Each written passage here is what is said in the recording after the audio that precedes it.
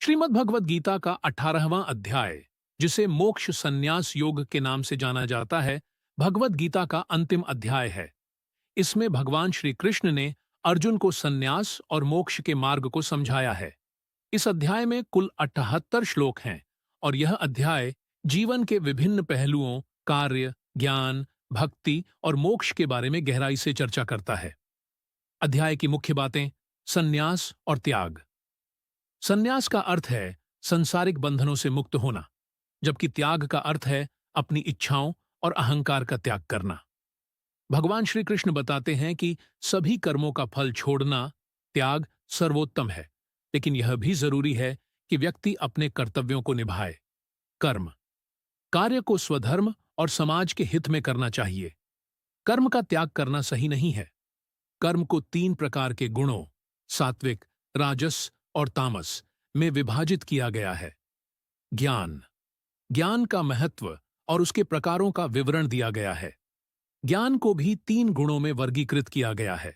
सही ज्ञान वह है जो आत्मा के स्वरूप को पहचानता है और जीवन के उद्देश्य को समझता है।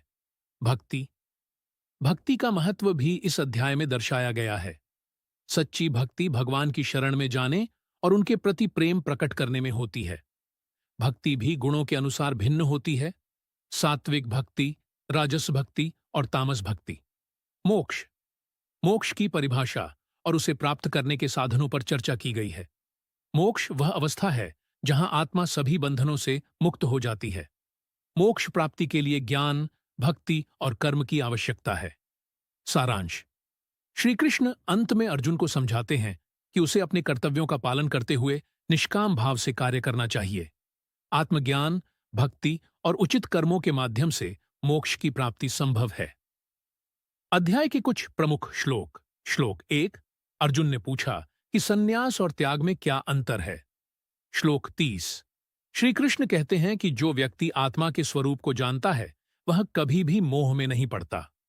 श्लोक 66, भगवान श्री कृष्ण अर्जुन से कहते हैं कि सभी वेदों का सार ज्ञान है, इसलिए उन्हें उनकी शरण में आना चाहिए।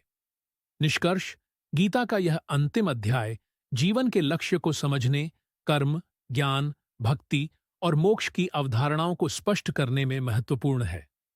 इसमें यह बताया गया है कि जीवन का उद्देश्य केवल भौतिक सुख नहीं है, बल्कि आत्मिक उन्नति और मोक्ष प्राप्ति है।